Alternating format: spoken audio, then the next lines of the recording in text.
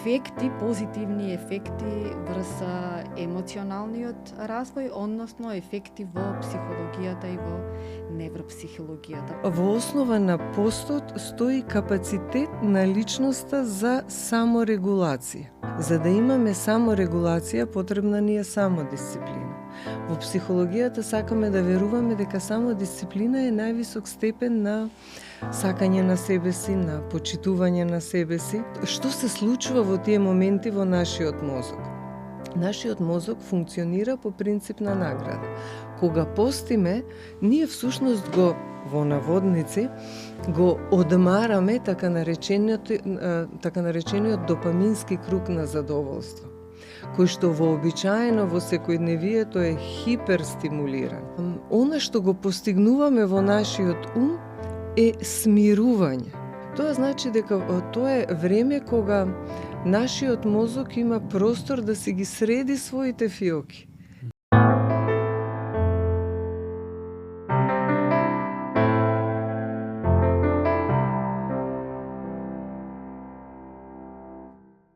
Добро ни дојдовте во новата епизода на Смисла. Денеска ќе зборуваме за една тема која што и текако одговара на овој период. Ќе зборуваме за постот и за неговите придобивки во поглед на емоционалниот развој. За таа цел, со нас вечерва во студио ја имаме Тина Васков од Центарот за психологија, невропсихологија и психотерапија, когниција, која што по вокација е клинички невропсихолог. Тина, добре дојде во нашиот подкаст Смисла. Добро ви најдов, задоволството е и мое. Така. Тина, еве вака, ајде да почнеме, бидејќи се наоѓаме во едно исклучително важно време за христијаните, а тоа е времето на Великиот, на Великденскиот пост. За нас, православните христијани, тоа е едно време на воздржание, или како што би сакала да го наречам, време во кое што јас се смалувам себе си за да го болдирам другиот, време во кое што го стеснувам сопствениот простор за да се отворам за просторот на другиот. Меѓутоа, ми се чини дека многу малку се зборува за тоа колку постот има ефекти, позитивни ефекти врз емоционалниот развој, односно ефекти во психологијата и во невропсихологијата. Па би можело малку за тоа, малку повеќе да ни објасниш. Да, јас ви благодарам и прво сакам да ја поздравам идејата, бидејќи навистина ова не е типичен пристап и не е вообичаен начин кога зборуваме поготово на теми поврзани со со црквата, со некои обичаи, што ги имаме со некои духовни практики, и се радувам што ќе имаме прилика да го од оваа перспектива да погледнеме. Инаку постот е во принцип станува збор за воздржаност, за капацитет на човекот да биде воздржан. Вообичаено, берем јас така мислам, вие исправете ме ако грешам, го врзуваме со воздржување од одреден вид на храна, нели, да не е масна и така натаму, но вие подобро од мене можете да го објасните тоа. Постот е многу повеќе од тоа. Воздржаност од многу други аспекти на личноста, така што во основа на постот стои капацитет на личноста за саморегулација. Тоа е нешто што сметам дека во денешно време ни недостасува многу.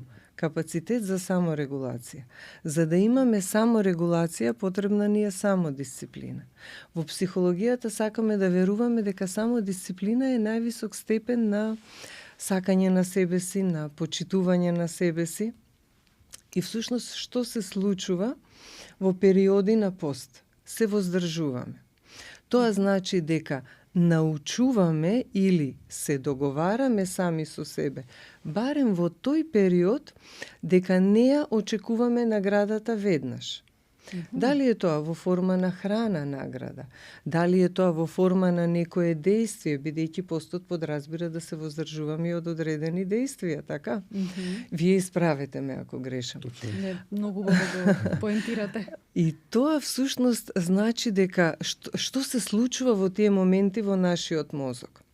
Нашиот мозок функционира по принцип на награда. Кога постиме, ние всушност го, во наводници, го одмараме така наречениот допамински круг на задоволство, кој што вообичаено во секојдневието е хиперстимулиран. Не само преку храна, него преку игри, игрици, социјални мрежи, постигнувања, спортски постигнувања, што нели само по себе не воопшто не е лошо и така натаму. Секој е браво.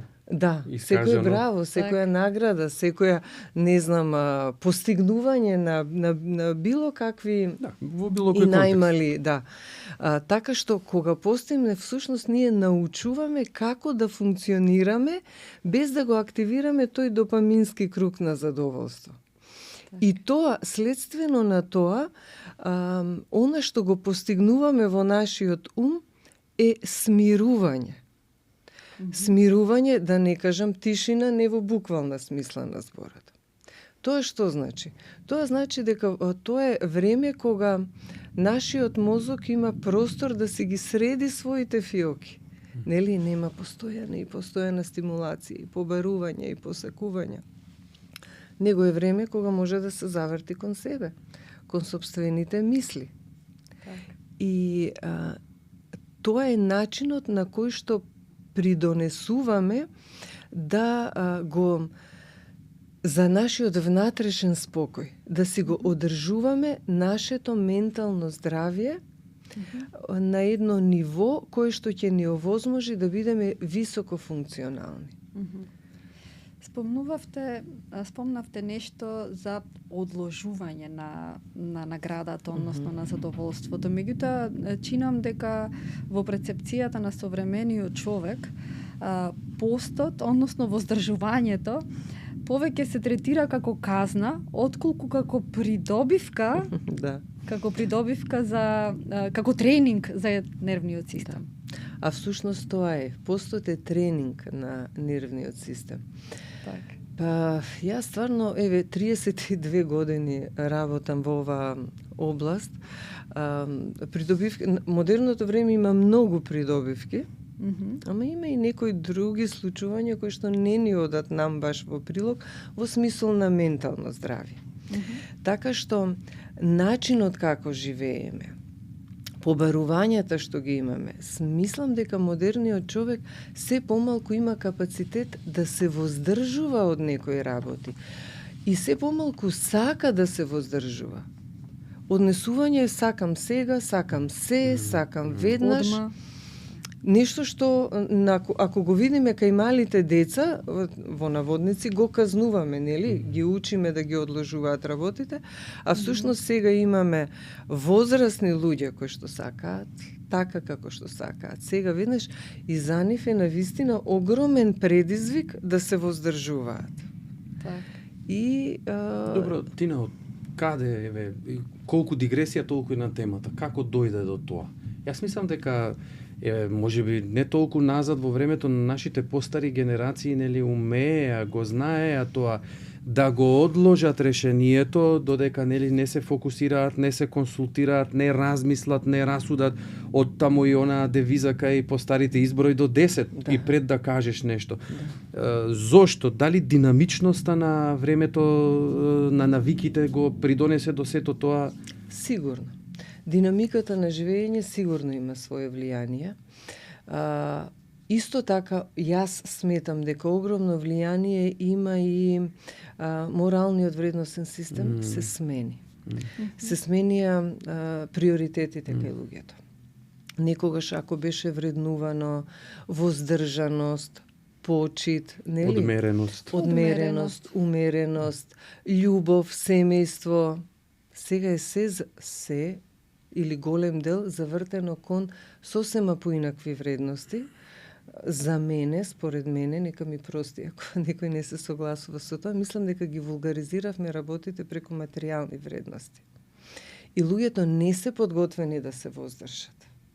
Во некој нивни бизнис свет, деловен свет, каде што времето е пари, нема место за воздржаност, за жал. Так. И затоа ја плаќаме цената со ментално здравје. Нарушување во ментално здравје имаме драстично повеќе во однос на минатото, од една страна, од друга страна кај младите.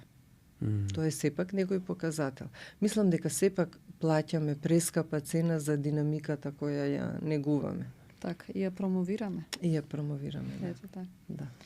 Тина, ја спомнавте тишината како една многу битна карактеристика во нашиот внатрешен човек, сакам да кажам. Колку пребивањето во таа тишина нам ни помага да се чуеме себе си и да отвориме простор да го слушаме другиот. Неопходно е. Само разликата е што некој си го има увид во тоа и го прифаќа и го практикува, а некој едноставно не сака да застане во тишина.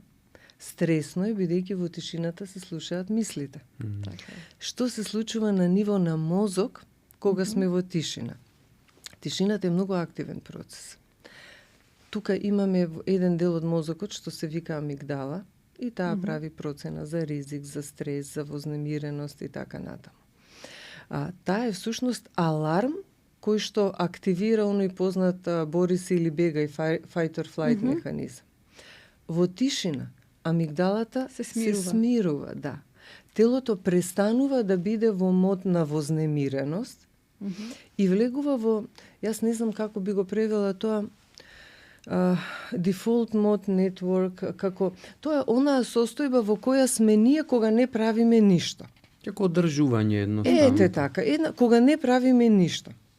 И во таа состојба, иако навидум не правиме ништо, тоа е момент кога се вклучуваат мислите, сеќавањата, спомени, фантазии, замислувања, идеи, тука се раѓаат многу и нели креативни концепти.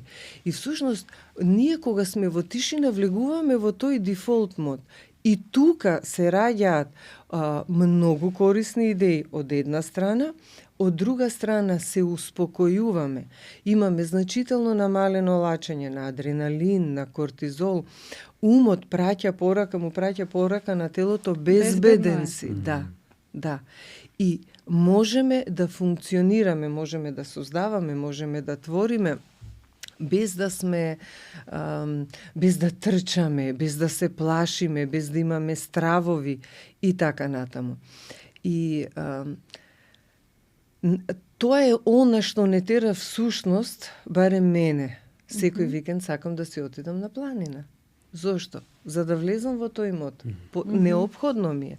Потребно ми е, мислам дека ми е неопходно за да можем да издржам цела следна недела, барем еднаш неделно во делот хигиена на живење. За некого е тоа, не знам, слушање музика можеби, за некого е тоа практикување спорт некаков. Значи, сите ние си имаме начин како се стишуваме, како се смируваме. Меѓутоа, тишината е нешто што е, јас би рекла и мислам дека нема да претерам, неопходна за нашето ментално здравје. Зошто луѓето се плашат од тишина? Оние кои што не се подготвени да се соочат со себе, со собствените мисли, стравови, кога ќе застанат во тишина, тоа е за нив извонредно стресно. И затоа имаме луѓе кои што не застануваат. И тука е прашањето од што бегаат. Така што е прилично, тишината е многу комплексна. Што ако лекот не е во зборувањето, токму во слушањето? Да. Па добро, не е нели залудна и онаа народната, кога се молчи, многу се кажува. Така. Ова многу ми се допадна што го кажавте околу нели моментот, амбиентот што го избираме, каде да ја бараме тишината. Еве, ние во нашиот контекст тоа се стрефиме, ако се согласуваш, можеме некогаш да го нагласуваме дека одењето во недела на литургија е еден таков мод во кој што се вклучуваме. Да. Секој има своја тишина и секој си ја доживува на себе својствен начин. Само е важно да ја најдеме тишината во себе, да си ја предизвикаме свесно, со увид. Така. Па што е всушност емоционална зрелост? Увид, што ми се случува, нели? Низ што поминувам, како да стасам до таму да се чувствувам подобро. И тука некаде влегува и тоа како да дојдам до својата тишина. Неопходно е. Луѓето кои што не научиле да си ја најдат својата тишина, многу често кубурат со некакви елементи врзани за ментално здравје. Не можам да наречем болест, не е тоа секогаш болест, меѓутоа имаме многу болести предизвикани од стрес, од неможност да се застане, анксиозност, депресивност, многу. Психосоматски болести многу. Чудесно е човечкото тело. Една навидум мала работа е неверојатно како е се поврзано во нашиот ум. Така. Сестра Ефремија, пред да преминеш на нешто поконкретно, би сакал да ја прашам Тина, да им кажеме на нашите гледачи и слушатели колку е важно тоа човекот да се стреми до таа самоконтрола. Да владее со себе.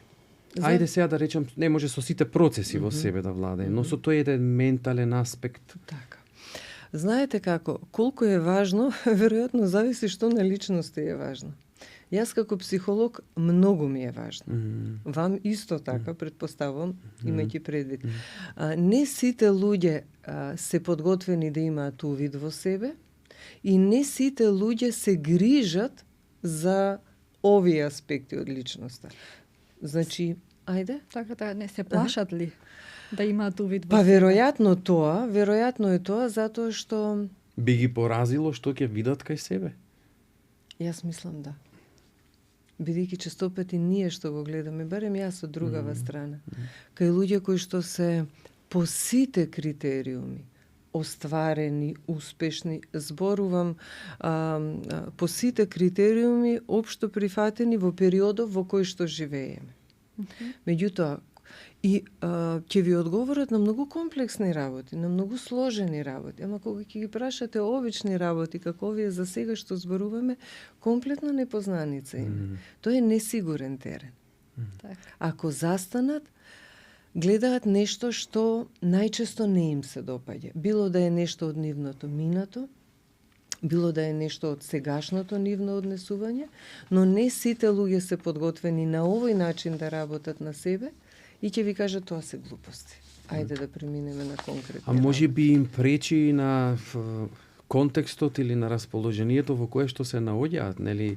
Ако еве ќе ја спомнеме нивната амбиција или е насочена малку свртена повеќе кон себе отколку кон општото добро и сега ако за нив наблюдувањето на самиот себе, повлекувањето, тишината не се вклопува во тој концепт. Не. И тие го чувствуваат повеќе како опасност отколку како Па затоа што моќта која што имаат потреба да ја имаат како експресија кон надвор, во тишината не се нема реализира. своје место. Да. Тишината нуди нешто друго. Иако за мене е многу моќна алатка. Јас ако се прашувам е многу моќна алатка. Додека сме кај тишината, така пред да преминиме на една друга тема која што исто така е на многу голема придобивка во постот, јас би сакала една мала констатација за православните христијани, бидејќи повторно ќе кажам дека се наоѓаме на самиот почеток на Великденскиот пост, кој што не учи на воздржание, меѓутоа не учи и на практикување, на поинтензивно практикување на молитвата. Отец Бобан го спомна неделното одење на богослужба, меѓутоа јас ќе го спомнам и она влегување во себе си и кажување на таа кратка Исусова молитва: Господи Исусе Христе, помилуј ме, со цел да ги стишам собствените мисли, собствените помисли и преку молитвата да излезам од себе си за да бидам подобра верзија од себе си. Значи, прво да влезам внатре во себе си, а потоа да излезам од себе си за да бидам подобра верзија во себе си. Во оној простор кој што јас ке го ослободам од мене, просторот кој мене како личност ме потиснува, ги дисбалансира моите емоции, ефектите од мене кои што излегуваат надвор од мене, да влезе тишината, да влезе благословот, да влезе благодатта Божја, за да ме облагороди и да ги стабилизира моите емоции. Еве така, би сакала само тоа да го дополниме тој разговор и да преминиме на една многу битна тема која што е предпоставувам и за вас како невропсихолог и психолог исто така битна, е темата за простувањето.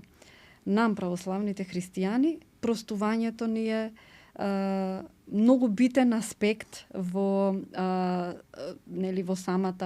самиот пост и во самиот начин на живот. Меѓутоа, дали можеби кога не простуваме, бидејќи факт е дека на сите ни е тешко, да го направиме тој чекор и така натаму, да ја скршиме сопствената суета.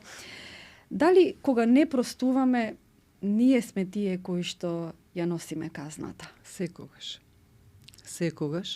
И убаво што ја отвараме оваа тема, бидејќи често барем мислам дека во општа популација простување се поврзува или се врзува, се гледа како доблесен, тоа е личносен капацитет, е доблест, меѓутоа нема само морална димензија. И јас повторно сега тука би сакала да го поврзам со човечкиот ум. Што се случува кога ние не простуваме? Во нашето тело, значи во моето, а себе си ако се земам за пример, повторно се активираат тие структури кои што се поврзани со ни даваат информација дека сме во состојба на загрозеност. Од состојба на загрозеност ние всушност што ни се случува? Лачиме адреналин, норадреналин, кортизол, и тоа нашето тело од еден што ни се случува во телото. Бидејќи простувањето е често поврзано и со бес, и со лутина, со неправда некој кој што ни ја сторил и така натаму. И во нашето тело всушност предниот дел од мозокот, кој што е најголем дел од сите делови на мозокот и последен созрева, неговата функција тука запира и целата, да кажам, енергија, да се обидам така да се изразам, оди во телото, во мускулите, имаме засилено срцебиење, напнатост. Телото се подготвува всушност за некој вид на борба. И сега што се случува? Се мобилизира. Се мобилизира, да. И во таа ситуација, всушност, така мобилизирано телото, некогаш имаме капацитет да исконтролираме таа лутина и тој бес, меѓутоа и нема да го манифестираме како надворешна форма на агресија, меѓутоа тоа не значи дека сме го заборавиле. Тоа се вгнездило во нас и почнува и секоја, да кажам, непростена неправда или ситуација во која што сме биле загрозени, постојано тивко, континуирано, почнува да создава чувство на тивка една загрозеност, која што ние живееме секојдневно. Меѓутоа, нели, тивка вода брег рони. Па, лачи кортизол, лачи адреналин, па телото имаме, нели, почнуваме проблем со срце, со притисок или, например, ако лачи кортизол, желудник, гастрит, па што е тоа ако не е, нели, психосоматските болести се всушност многу пати вгнездени непријатни емоции, а простувањето е всушност секогаш го врзуваме, нели, за непријатни емоции. Так. И кога ние ќе најдеме капацитет во себе да простиме, ние всушност може би му и веројатно нудиме некое олеснување и за другата страна.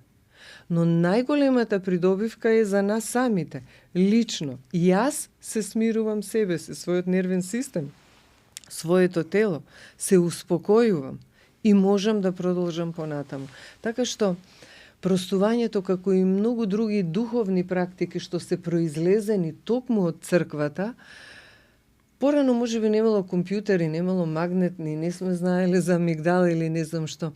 Меѓутоа, сме се наблюдувале јас себе добро, не, може во друго време сум.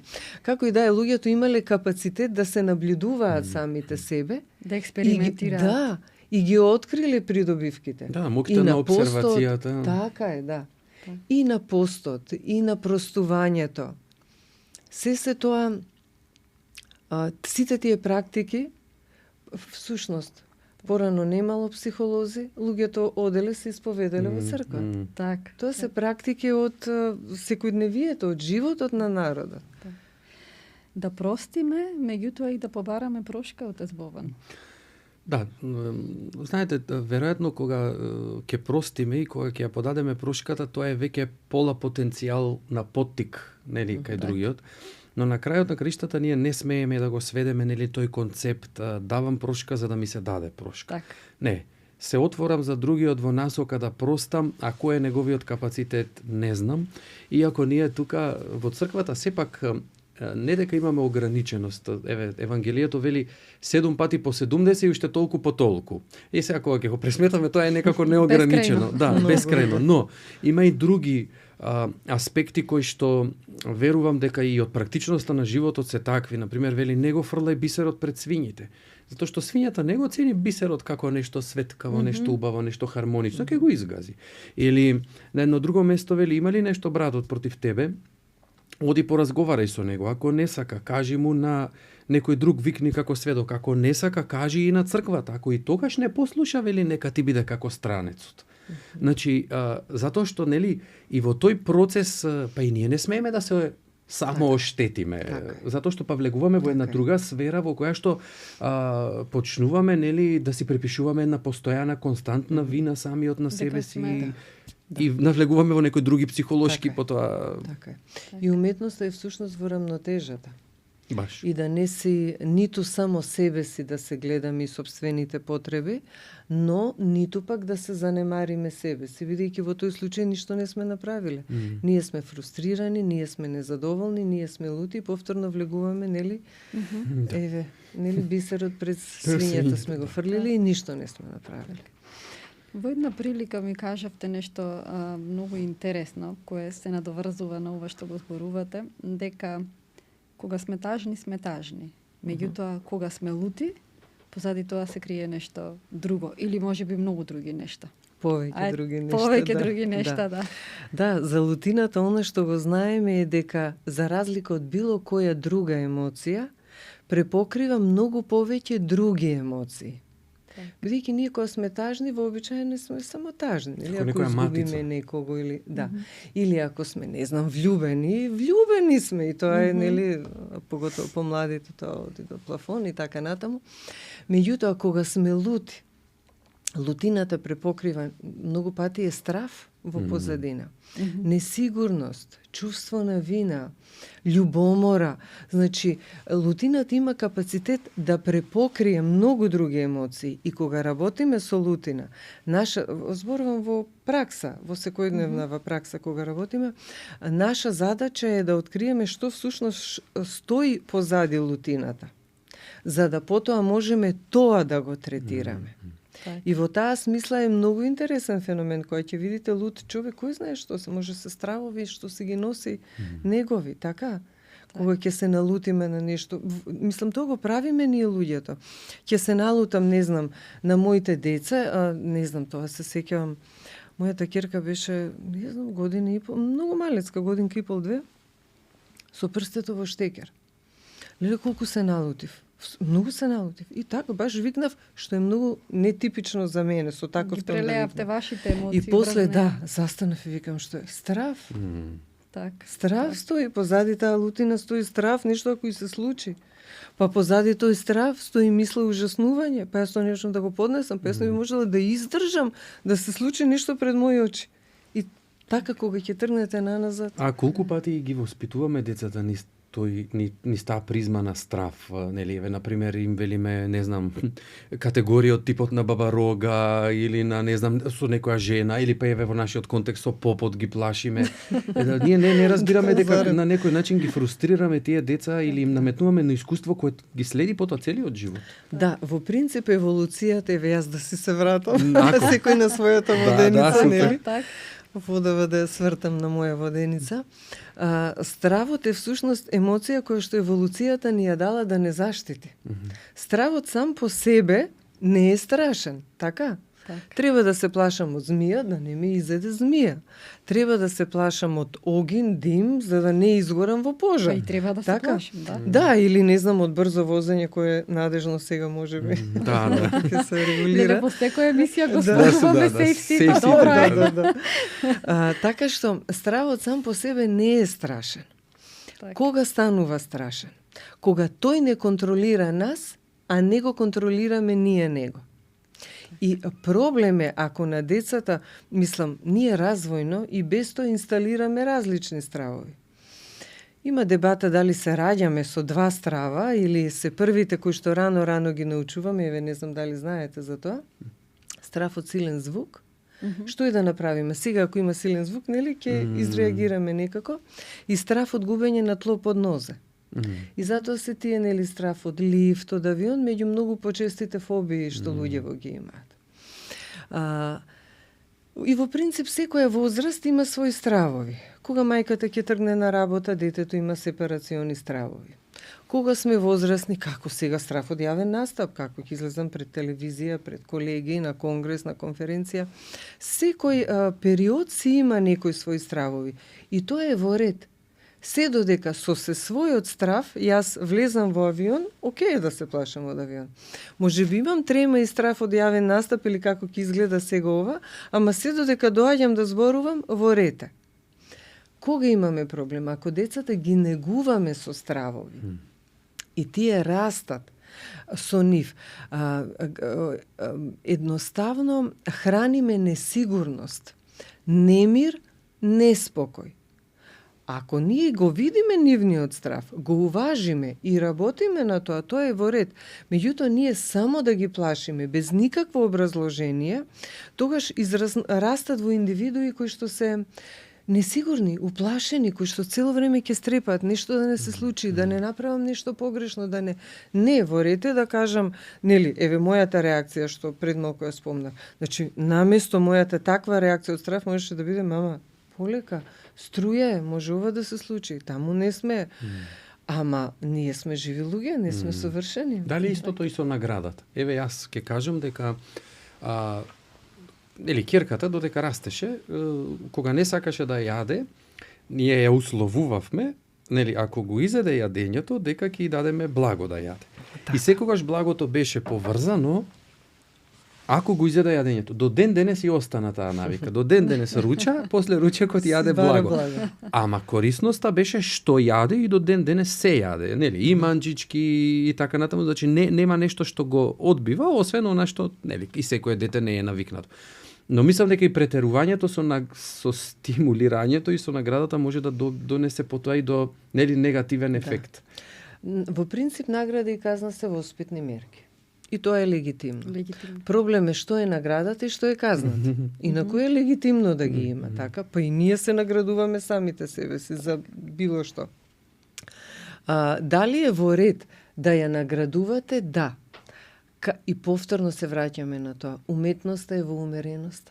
Каде е рамнотежата? Да, сосема е во ред да се ја наградам. Ако го изедеш ова, ќе ти дадам ова. И вие што правите? Допамин. Предизвикувате допамин, така? Секоја награда е допамин. Тој допамински, како се однесува допаминот во нашето тело? Никогаш не сопира. Секогаш вели сакам уште и сакам уште. И утре сакам после ручекот награда, и задутре, и после тоа, па ќе сакам и после вечерата награда. Но, поставување на граница. Во ред е да е наградата, нели, ќе ти напишам 5 со звездичка или ќе ти купам, не знам, крем бананчи, ако ова се баш не здрава храна, ама ајде. Пример е само, не стимулираме, добро. Меѓутоа, кога имаме проблем кога родителите, наградата ни служи како компензатор на стратегија. Значи, јас сум одсутна од дома, многу сум одсутна од дома, се враќам од пат, и носам не знам каква играчка. Па носам не знам какви, појма немам, брендирани капути, патики, чевли. Па потоа, тоа што е сега, нели, чевла, капут, патика, утре не знам каков автомобил. И тука некаде децата го губат чувството како да работите им следуваат. Заборава дека треба да се потрудат. Да. И потоа следи разочарување во надворешниот свет. Ако не им се исполни исто така. А не е светот создаден така. Да ги задоволува, да. Така што ако не се трудат, туку само награда и потоа еден ден ќе каже родителот, окей, ова е веќе доволно, доста е, претерано е, па имаме без лутина и повторно влегуваме во тој систем. Чувство на обесправеност, гнев. Не дека јас не се трудев туку са што сум обесправен. Да, ама знаете како, низ годините тоа малецко детенце пораснало во млад човек. Тоа не научило да се труди да добие, туку родителите своето отсуство го компензираат. И затоа треба да сме внимателни. Да. Тина, ајде малку за емоционалната зрелост. Во една прилика, повторно веќе се навратам на нашиот разговор, навистина ми си многу инспиративна. Во една прилика ми кажавте дека емоционалната зрелост е способност да се остане во непријатното. Да. Замислете колкав капацитет е тоа. Па тоа лице кое не е емоционално зрело едноставно не го може тоа. Да остане, да издржи и при тоа да не изреагира импулсивно, да не изреагира бунтовно, да застане, да ја најде тишината во себе и оттаму да произлезе реакција. Тоа е фантастичен капацитет. Некои од нас го имаат, некои од нас повеќе го имаат, некои го имаат помалку и всушност стремежот е, нели, што почесто да во нашето однесување, размислување, се вкупното поведение да имаме елемент, колку што може повеќе елементи на емоционална зрелост. Инаку тоа е фантастичен предизвик. А се стекнували, се билдали, се капацитетно се надоградували? Не се раѓаме со тоа, повторно да кажам. Структури одговорни за емоционалната зрелост. Мозокот е сложена машинерија, јас сега навистина само многу го поедноставувам за да се разбере. Предниот дел од мозокот е од големиот мозок е отприлика 1/3 од целиот мозок. Ние кога се раѓаме со развиени структури генерално од назад кон напред. Тука се центрите за дишење, работа на срце, сите они голтање, се она без што не можеме. Тие делови од мозокот се развиени при самото наше раѓање. Предниот дел од мозокот,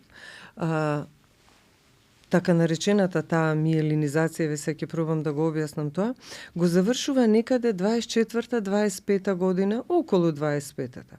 Иако тешки животни околности многу го забрзуваат тој процес. Во услови на војна или кога имаме деца останати без родители, самите околности бараат од нив многу побрзо да созреат.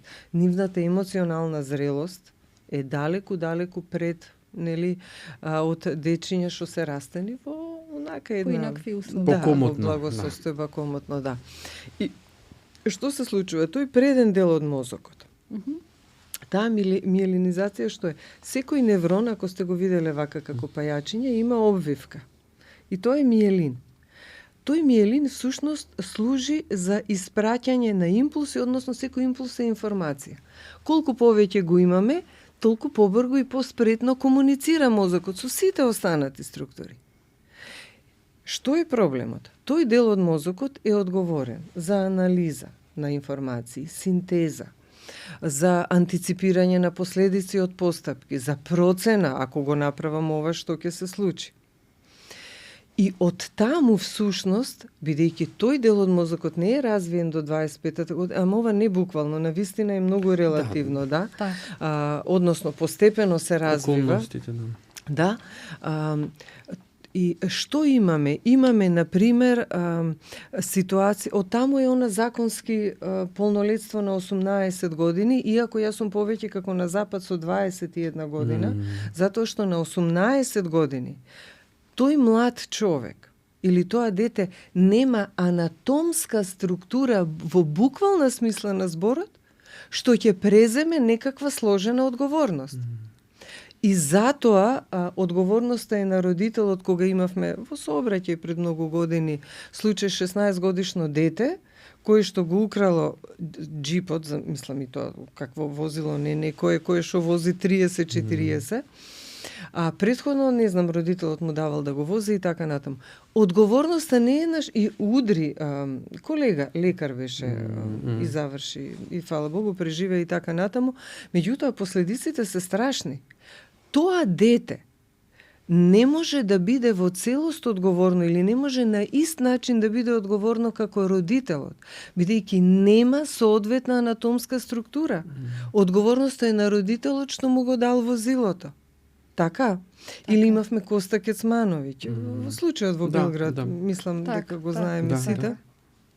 Одговорноста е на родителот што на 12-13 години го носел и го учел да пука. И така натаму. Суштината е дека за да се зрелоста се гради низ животот. Но и особено со примери. Да. И потребно е созревање на одредени анатомски структури, меѓутоа потребно е донесување на одлуки, така? Да донесам одлука, пример, не знам, да студирам во странство. Па тоа значи да живеам сам. Па тоа значи борба со осаменост. Па тоа значи сам да си ги плаќам сметките, да располагам со буџет. А често не се оди дотаму со размислувањето. Нели повеќе се сведува тоа дали да изберам или да не изберам, ама овие сите аспекти не помагаат. Ете така. Родителите. Малце тоа треба ние да се ги процениме. Еве јас малце од пастирскиот аспект, нели, порано дури имаше, тоа е некаде запишано, нели, во она мисиологија која што ние имаме како соодветен правец наука или за нас некои дадени насоки. Порано почнавме децата да ги исповедаме буквално од 7-та или 8-та година. Јас денеска не можам да си дозволам на 7 или 8 годишно дете да го приведам кон исповед. И тоа почнав да го кажувам како став, дека јас сега тоа го одложувам дури кај 12-та година.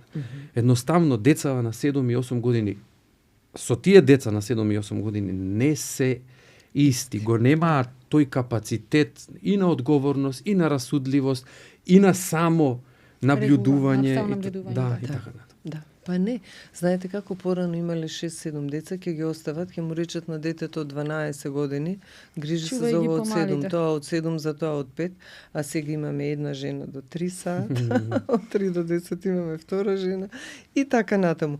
Поинако е поставен животот и ние реално активно се обидуваме да ги ослободиме децата од одговорности на одредена возраст и потоа како родители ни е проблем што не преземаат одговорност, кога ќе кажеме 20 години, нели не прави ништо. Па не прави, нели не знам, не готви, не чисти, не перене. Па не е живел дома со жена, која што готвела, перела, чистела. Така, јас себе си не се абстрахирам, значи не сакам да бидам погрешно сватена дека морализирам. Не. Јас се ставам во истојот кош. Секаде каде што не сум барала одговорност од моите деца, сега ми се враќа како бумеранг. Таму каде што сум вложила многу напор и енергија, сега ги имам придобивките, така? Ако сум барала, не знам, да учат, да... генерално, одговорност врзана за нив, главно за школа и така натаму, тоа го имам. Се што сум барала имам. Се што не сум барала немам и сега ме боли глава околу тоа. Ама тоа е, тоа е цената што ја плаќаме, да. Во една прилика, извини се стрефи еден човек, објаснувајќи ми го мозокот, ми рече, вели, мозокот е мускул. Во која смисла? Ако за телото треба, нели, за мускулите да бидат во форма, треба вежбање, треба практика, тоа исто така вика и за мозокот. Не само во оној образовен контекст, колку повеќе читаш, толку повеќе си, туку веројатно и во емотивниот. Да, ментална гимнастика и когнитивен тренинг е едно, а емотивниот дел е, ние луѓето функционираме на ниво на емоции и когниција. Името на когниција, каде што јас доаѓам, да. Јас така некако тоа си го вреднувам посебно, иако емоциите апсолутно имаат значење своји, тоа како. Да, и тука е, и тоа е нешто во што ние можеме да учиме и да напредуваме. И да, мозокот нели, ако е рака, нога, како што спомнавте, ќе го вежбаме. Ќе имаме, не знам, физички разноразни активности и така натаму. Мозокот го вежбаме преку мислење. Емоциите преку дозвола за чувствување. Ако си даваме дозвола да чувствуваме, ќе ги култивираме. Ризикот е голем. Можеме да бидеме повредени, навредени, напуштени, оставени. Меѓутоа, емоциите му даваат боја на нашиот живот. Так. Без нив, ништо. Ништо. Немаат смисла работите. Так. Не знам какви вредности да имаме, немаат смисла. Така. Ајде малку сега за потиснатите емоции. За она кое што ние се плашиме да го изразиме. Може би се враќаме повторно на она дискусија пред ова, меѓутоа сметам дека е многу важно да се проговори за тоа дали знаеме дека потиснатите емоции создаваат нели големи проблеми, меѓутоа исчезнуваат ли тие? Во што се претвораат? Да, ви благодарам на ова, е стварно многу значајно. Не исчезнуваат. Потиснатите емоции се вгнездуваат во нас. Не исчезнуваат. Како реагираме кога? Ако баш сакам да го поедноставам, генерираат болест. Еве, ако директно одиме до крајот. Меѓу секако дека има различни процеси. Потисната емоција. Ако работиме на себе, не мислам дека нужно мора со стручно лице, исто така да не бидам погрешно сватена. Може човек да си чита, може да разговара со своите блиски, така, ако има во својата околина некој со кого може, кој што е емоционално култивиран и освестен, со кого може да зборува. Може да зборува и со црковно лице, може, значи тоа е прашање на избор.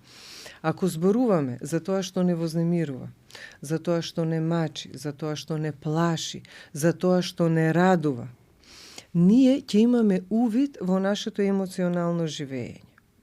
И ако стасам до тоа, нели низ разговори дека зад мојата лутина стои страв, јас потоа можам да работам на стравот и да си речем, чекај, ова што го направив не е во ред. Нели, има и други начини како јас можам да реагирам. И тоа ми отвара можност потоа да погледнам некои други перспективи, од други агли, да му пристапам на стравот на начин да го надминам. Но, ако не зборувам за тоа, ако не се обидам да најдам алтернативни решенија, се вгнездува потиснатата емоција. И потоа, мојот страв не ми дозволува во иднина, може да станам анксиозна, може да станам депресивна, може да развием разноразни психосоматски симптоми, како чир на желудник, несоница и така натаму. Мноштво има главоболки, мноштво психосоматски симптоми. Значи, од една страна ме води мене потенцијално до болест или барем до некој симптом, ако не е во класична смисла диагноза. Но, на луѓето околу мене, мојот потиснат страв им создава проблем во животот. Заради мојот страв нема да го пуштам моето дете, например, да лета само со авион. Зошто? Бидејќи на мајка ти е страв. Или нема да го пуштам моето дете да... јас тоа секојаш го кажувам во ковид, прв пат кога требаше моите две деца студираа надвор, требаше со кола да одат и немаше автобуси и така, нели, чудни времења беа. Значи, јас не можам да ви го опишам мојот страв, моите две деца, кои што се возачи 15 минути, што се вели, и јас сега ги пуштам 20 сами.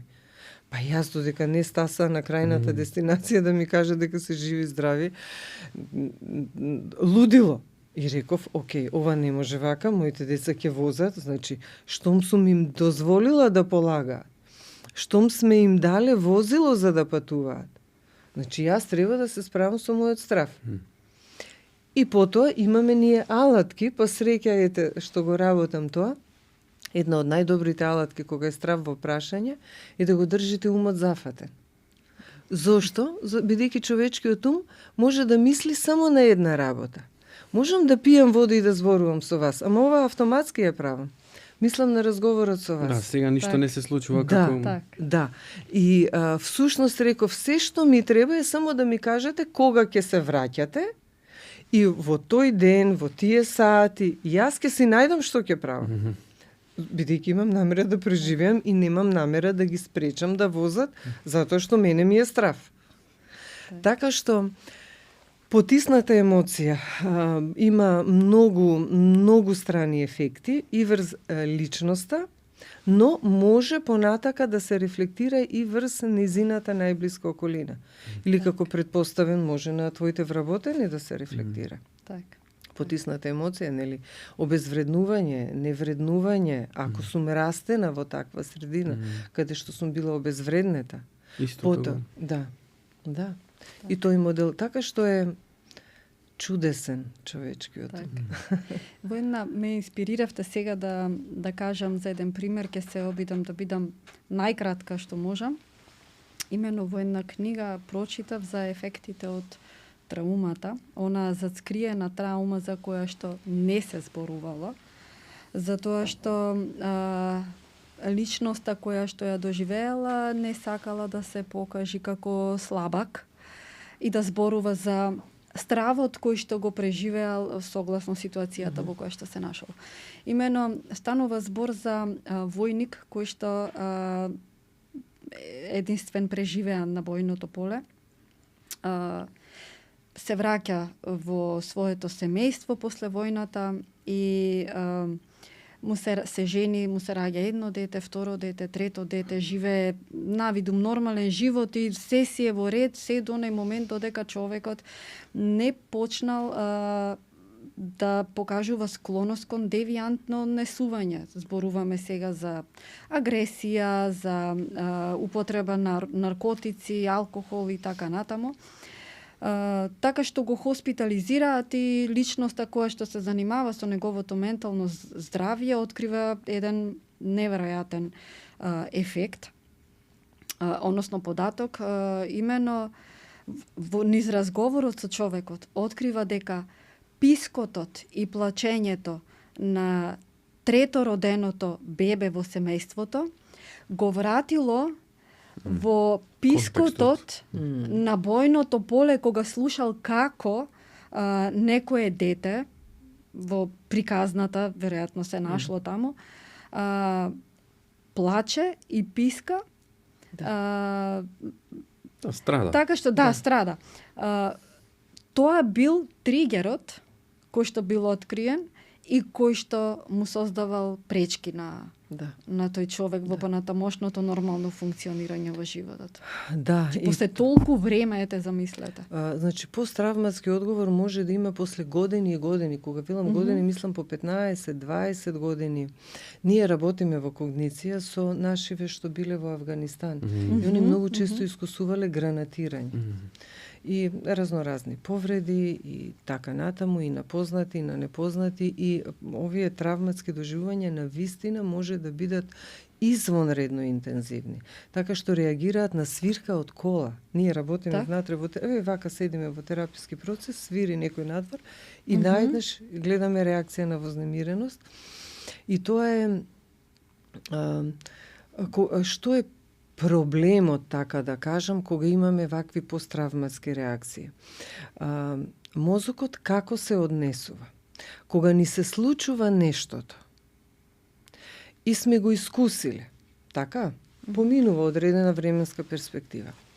Кога го замислувам тоа нешто, а и не мора да сум го искусила, ако само замислам дека паѓа авион, а јас утре треба да летам некаде, ќе се откажете. Мозокот реагира на ист начин како да доживеал паѓање на авион. Мислам сега тоа е лош пример, пошто веројатно не би преживеале. Меѓутоа, ако доживеал некаква траума во минатото, и сега при самата помисла на такво нешто, мозокот не прави разлика од тогаш случајно и сега случајно. И неговиот одговор е како да се случува во моментот. Интензитетот на реакцијата, сите тие, не знам, препотувања, сите тие телесни реакции, значи не само како емотивно доживување, туку е проследено и со соодветни телесни реакции. И веднаш тука се исклучува тој преден дел од мозокот, тука се вклучува амигдалата која што вели имаш опасност, во опасност си, брани се или бегај, И тука ја имаме целата реакција што сме ја виделе кога бил некогаш таму каде што посведочил, настанот. Тоа е, да кажам, проблем. Не е проблем, така функционира човечкиот ум. Замисленото нешто не го разликува од нешто што реално се случило. Што тогаш? Да, тоа сакам многу е комплексен. Кој е пристапот? Да, многу е комплексен. Пристапот генерално посттравматско стресно расстройство е комплексно за работење. Во принцип, кога постои, јас сега ова многу грубо ќе го кажам. Еве, на пример, често сега ќе се согласат гледачите, слушателите, нели, ние сме во тој контекст, често пати биваат нападнати од кучиња, скитници или така натаму. И често, јас имав пример кога Ова е добар пример. Да, пред црква стоеше со една жена, помина, нели, друг човек со миленик и она веќе ја фати паника тука. Тоа е посттравматска реакција. Да. Во вакви ситуации што правиме? Една од најдобрите стратегии е така наречена терапија со експозиција, односно, народски кажано, да се изложиме на тоа што не уплашило. Значи, ако ме каснало куче, јас не бегам од куче никако. Што правам? Одам кај пријатели што имаат куче за кое знам дека е добронамерно. Така, не одам кај некој, не знам, питбул или некој не е малку, агресивно едноставно. кое што знаеме дека не е агресивно. Па прво само седам во дневна соба со кутрето. Па потоа седам во дневна соба и му давам, нели, награда да ми се доближи. Па седам во дневна соба, му давам награда и го галам. И сето тоа постепено. Па потоа одам на места, например во парк за кучиња, каде што има кучиња, но се со сопственици, и сопствениците си имаат, нели, претпоставуваме, контрола врз своето куче. Еден од најдобрите начини е терапија со експозиција. Или ако се плашиме од лифт. Ние можеме да зборуваме до 101 за лифтот, нерационално и ирационално убедување, таа когнитивно-бихевиорална терапија. Но додека не влезам во лифт. Да, со очување. Да. Па влегувам прво со нив, па се возам 1 спрат. Па влегувам со нив, па се возам 3-4 спрата, толку е зградата. Па после тоа, јас стојам пред лифт, на телефон се слушаме, он е сам во лифтот. Значи, експозицијата ја изведуваме на различни нивоа. Но, во принцип, тоа е една од најдобрите стратегии кога имаме можност за тоа. Кога немаме можност, како ова што ви кажувам за во Авганистан, например, има на YouTube ќе најдеме и снимки, па ги изложуваме на звуците кога ги гранатираат, и они повторно, ама тоа е во контролирани услови, повторно ја преживуваат траумата. Тоа е стварно баш е онака. Некогаш е многу комплексно. Некако се наведува заклучокот дека она што го спомнавте и на почетокот, нели, тремата, стравот од конгреси, конференции или не знам што, како искуството да е учителка, нели, на нешто. Дека треба да го направиш, треба да се примораш. Знаете зошто е пак да го ставиме мозокот? За мозокот се што е ново е загрозувачко. Значи, ако јас првпат сум на подкаст, или на телевизија било каде, тоа е за мојот мозок зона на дискомфор. Ново е. Кога за мозокот станува удобно? Кога ќе му стане познато. Така е, сега во студиово сум веќе неколку пати, и сега мене веќе ми е познато. И за мене е ова комфортна зона. И затоа е таа терапија со експозиција всушност. Што ме го повторувам? И мозокот има во искуство. Бил еднаш, нели, снимал подкаст, па добро, преживеав. Втор пат преживеав. Доѓам трет пат, па голема е веројатноста пак да преживеам. Значи нема зошто толку многу да се плаши. Ова за нас дека Да, често го дискутиравме ова. Да. Колку и сето ова од ЕЦВ вака од една свештеничка перспектива е поврзано и со проблемот на онаа гордост за која што ние зборуваме. Што па ако сгрешам? Викаше мајка ми, ке ти се срони бисерот. Да. Да. Не сваќаме, нели, дека Ке се подобрам, ке работам на себе, така? Така е. Кога ни олеснува, кога ќе сватиме дека не сме совршени. Никој не е совршен, ни вие, ни јас, никој. Како таква, дозволено е да сгрешам. И грешам, и ќе грешам и вие, и јас, и сите ние. И кога тоа ќе го прифатиме, навистина нема да ми се срони бисерот. Еднаш ќе сгрешам, вториот пат веројатно помалку, третиот пат уште помалку. И така учиме, всушност. И тоа е во ред. Во ред е, не сме совршени. Грешиме И само нели да не сме растени со побарување да бидеме совршени, перфектни. Ако сме растени со такво побарување, имаме голем проблем било што да направиме. Тоа ја стимулирало нарцисоидноста, веројатно, или... Па, тоа може и... Други расстройства да предизвика, да. Вака, може и од родителите да доаѓа. Едно барање или фрустрација на родител па преку своето дете. Да се реализира. Така што да биде мора ова, па мора не само факултет, па на тој факултет. Па не еден јазик, па уште еден јазик треба да знае. Значи, и не само да заврши, него не знам да докторира до 28 години и така натаму. И тука влегуваат децата, а потоа и младиот човек во една динамика да ги задоволат своите родители. Но зборуваме за нешто на кое што премногу се потенцира и не инсистира, така? Да. Не зборуваме ако нели тоа е еден стимул кој што нели е сосема нормален во воспитниот процес. Апсолутно да, апсолутно. Ако само се инсистира на перфекционизам. Заради тоа само, да. Да. А инаку, дека е во ред студенци и да паднеш на испит е во ред, и да положиш од прво е во ред, и да имаш ваков просек е во ред, и да имаш не знам каков просек, се е во ред. Знаете како секој од нас носи некој потенцијал. Така е. И треба да се види капацитетот на крај, да бидеме реални. Апсолутно, значи јас можам тоа што јас можам. Јас не можам да бидам оперска певица. Јас не можам. Не можам јас. Значи, многу работи не можам. Дури да пробате не можам. Не. Значи, затоа можам да се грижам, тоа секогаш го кажам, когниција е препознатлива по тоа што е pet friendly.